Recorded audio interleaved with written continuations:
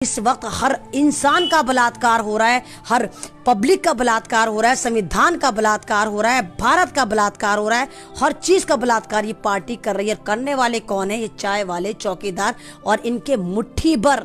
इनके जितने भी बड़े गवर्नमेंट हॉस्पिटल होते हैं, यहाँ पर एक फिक्स डेटा होता है, फिक्स कैलकुलेशन होती है कि यहाँ पर जो है वो नेताओं का जो है वो बिस्तर होता है, तो वो तो खाली पड़े रहते हैं।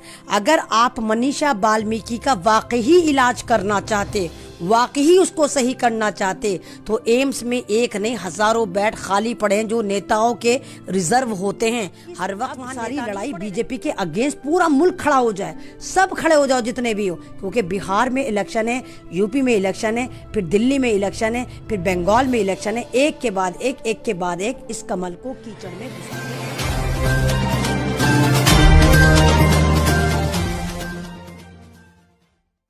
बताती चली आ रही हूँ कि बीजेपी किस कदर इसमें सियासत कर रही है, किस कदर ड्रामा कर रही है, और क्या बीजेपी ने सोच के ये ड्रामा करना शुरू करा, किस तरह उस बच्ची को मारा गया, कत्ल करा गया, नोचा गया।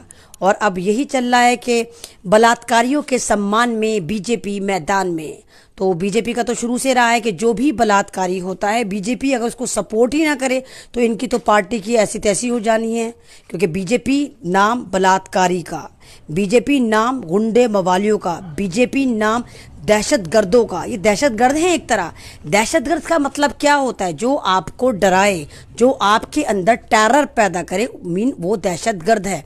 तो बीजेपी इस वक्त दहशतगर्द पार्टी है। जैसे मनीषा बाल्मीकि का आपने केस देखा कि मनीषा बाल्मीकि का रेप करा तो करा, ऊपर से उसको बर्बरता से मारा गया, गर्दन तोड़ दी, जबान काट दी, घुटने तोड़ दिए, रीढ़ की हड्डी तोड़ दी, और उसके बावजूद ये प्रशासन कह रहा नहीं उसके साथ बलात्कार नहीं हुआ। खुद मनीषा बाल्मीकि कहते कहते मर गई कि नहीं मेरा बलात्कार हुआ था, और 2-3 बार कोशिश करी थी, मैं पुलिस के पास गई थी, मेरी कोई सुनवाई नहीं हुई थी। उसके बावजूद ये टोटल प्रशासन इस बात से मुकरे जा रहा है कि नहीं नहीं ऐसा नहीं हुआ था। अगर ऐसा नहीं हुआ था, मैं बार बार आपके सामने फैक्ट लेकर आती हूँ, रोज़ाना लेकर आती हूँ, और डिफरेंट चैनल पर जहाँ पर भी मैं फेसबुक लाइव करने जाती हूँ वहाँ भी मैं वो फैक्ट रखती हूँ कि अगर मनीषा बाल्मीकि का रेप नहीं करा गया था तो ज़बान किसने काटी, रीढ़ की हड्डी किसने तोड़ी, और अगर उसका बलात्कार नहीं करा गया था तो फिर आपने उसकी लाश को क्यों जाकर आनन फानन जंगल में जलाकर भून दिया?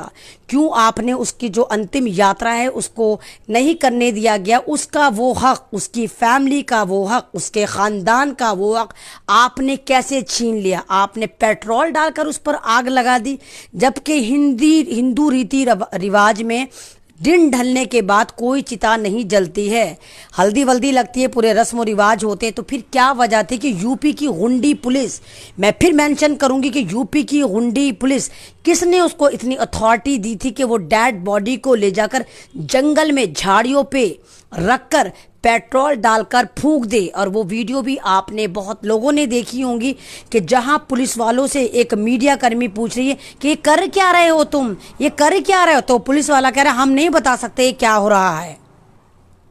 वो मीडिया कर्मी बार बार पूछती कि ये चिता किसकी जल रही, किसको जला रहे हो, तो वो कहते हैं हम नहीं बता सकते कि किस क्या जल रहा है। तो कितनी दादागिरी करी गई। और उसके बाद आप देखिए कि जिस तरह इसको, लड़की को एम्स में लाना था, लेकिन एम्स में उसको नहीं लेके गए कि भाई एम्स में जगह नहीं है। आप लोग अगर मुझसे जुड़े हुए हो, या आप लोग जानते हो, या आप लोग भी थोड़े बहुत पॉलिटिकल में आपका ज़रा सा भी रुझान हो, तो आपको पता होगा जितने भी बड़े गवर्नमेंट हॉस्पिटल होते हैं, यहाँ पर एक फिक्स डेटा होता है, फिक्स कैलकुलेशन होती है कि यहाँ पर जो है वो नेताओं का जो है वो बिस्तर होता है, तो वो तो खाली पड़े रहते हैं। अगर आप मनीषा बाल्मीकि का वाकई इलाज करना चाहते, वाकई उसको सही करना चाहते, तो एम्स में एक नहीं हजारों बेड खाली पड़े हैं जो नेताओं के रिजर्व होते हैं। हर वक्त वहाँ नेता नहीं पड़े रहते। और क्या वजह है कि मनीषा बाल्मीकि अलीगढ़ में रहती है, 10 दिन तक जिंदा रहती है, लेकिन दिल्ली लाया जाता है और उसी दिन उसको मार दिया जाता है। वो मरी नहीं, मेरे भाइयों और बहनों, उसको मार दिया जाता है। तो क्या चीज़ थी, किस चीज़ का डर था जो छुपाया जा रहा था?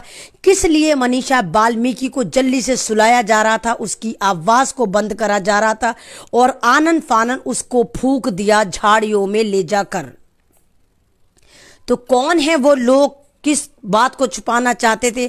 और सबसे बड़े बेशरम, अगर इतिहास लिखा जाएगा डीएम का, अगर डीएम का इतिहास लिखा जाएगा कि दुनिया में नहीं, भारत में नहीं, दुनिया में नहीं, सबसे बेशरम बेगैरत डीएम कौन था, डिस्ट्रिक्ट मजिस्ट्रेट, तो उसमें हाथरस का जो डीएम है उसका नाम काले अक्षरों में लिखा जाएगा कि इससे बड़ा बेगैरत, नंगा, बुच्चा, जलील कोई हो ही नहीं सकता। इतना जलील इंसान है कि एक तो उस लड़की को जुल्म करवाया, रेप करवा के उसको मरवा दिया, ऊपर से इतना जलील इंसान है, वहां जाकर लड़की की फैमिली को डरा रहा है कि ये मीडिया वाले कितने दिन तक हैं, हम तुम्हारे हैं, हम तुम्हें यहां रहेंगे, तुझे यहां नहीं रहना। उसकी फैमिली को बोलता है और बोलता है कि तुम्हारी बेटी अगर कोरोना में मर जाती तब भी तो तुम रोते ना, तो सब्र कर लो ना, मर गई सोच लो, कोरोना में मर गई।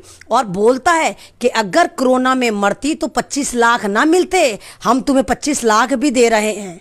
कितना जलील है, जलील इब्ने जलील है, इंसानियत दूर तक नहीं गुजरी, जरूर किसी नरभक्षी की कोख से पैदा हुआ होगा, अपनी माँ से पैदा हो ही नहीं सकता इतना दरिंदा इंसान, क्योंकि वो इंसान कहने लायक नहीं है, वो बाप कहने लायक नहीं, वो बेटा कहने लायक नहीं है, जो उस परिवार को जाकर डरा रहा है।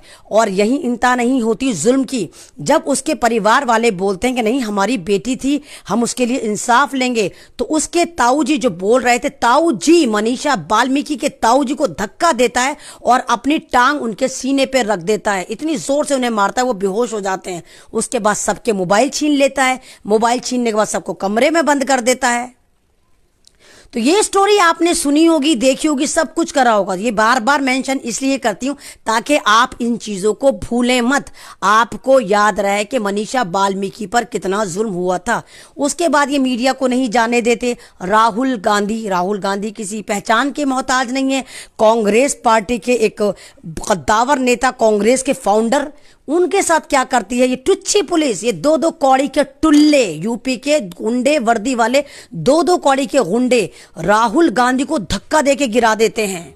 मतलब ये क्या कर रहे थे, ये दिखा रहे थे कि देखो हमने राहुल की भी ऐसी की तैसी कर दी, जबकि राहुल अपोजिशन वाला है, कांग्रेस वाला है, नेशनल पार्टी वाला है, तो तुम किस खेत की चिड़िया हो तुम, यानी हम और आप जनता, ये जनता को डरा रहे थे। प्रियंका गांधी को भी जानते होंगे, बेशक सब जानते होंगे, गांधी परिवार की इकलौती लड़की प्रियंका गांधी, इंदिरा गांधी की पोती, उनके साथ ये चवन्नी चोर, ये सारे चिद्दी पिद्दी चोर, टुल्ले, ये टुल्ले, सिंगल टुल्ले जिनकी कोई औकात नहीं है, वो उनका कॉलर पकड़ लेता है, उनकी कमीज फाड़ने की कोशिश करता है।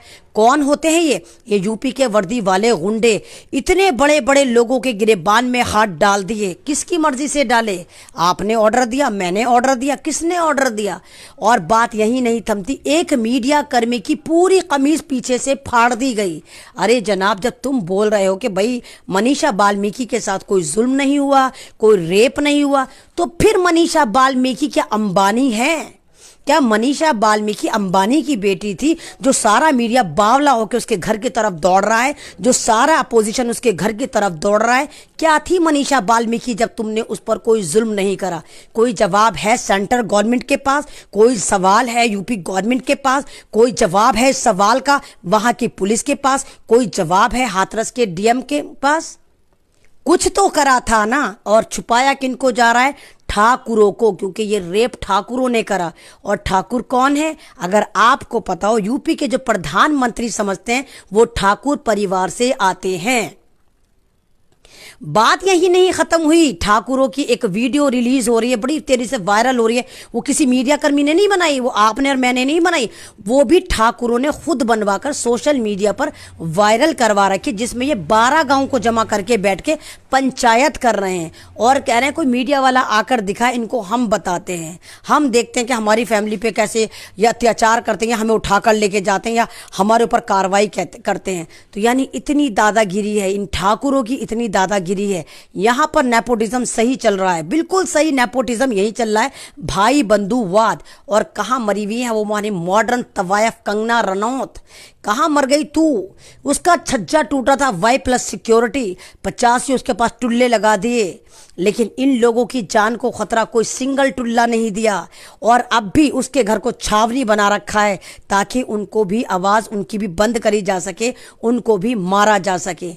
चंद्रशेखर आज़ाद आप जानते होंगे भीम आर्मी के जो प्रमुख हैं, वो मिलने गए। उन्होंने खुद कहा कि इस परिवार को मैं यहाँ से ले जाना चाहता हूँ, लेकिन परमिशन नहीं दी पुलिस वालों ने। नहीं भाई, हम नहीं ले जाने देंगे, क्यों? तुम्हारे बाप का राज चल रहा है, तुम उनको भी दबाना चाहते हो, उनको भी ऐसे ही मारना चाहते हो जैसे तुमने उनकी बेटी को मार दिया।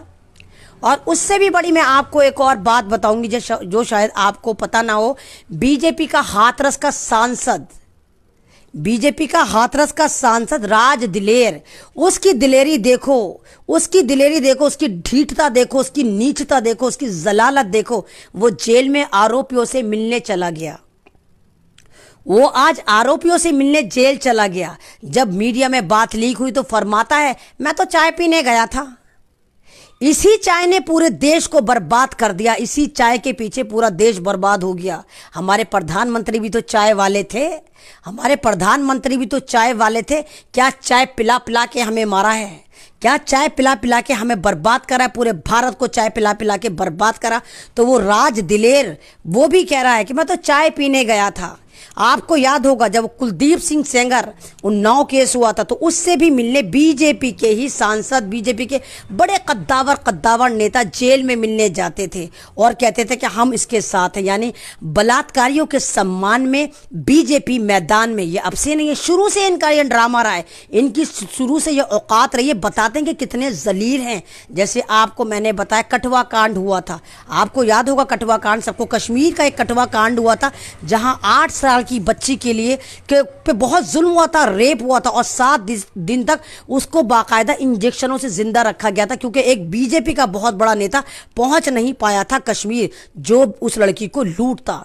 और बाद में तिरंगा यात्रा निकाली थी उस लड़की के फेवर में नहीं, उन बलात्कारियों के फेवर में। अपना चैनल, आपका चैनल, समाज का चैनल, देश का चैनल NB News 24/7 को आप लाइक करें, सब्सक्राइब करें और ज्यादा से ज्यादा इसकी वीडियो को शेयर करें ताकि हर खबर को मैं आप तक आसानी से पहुंचा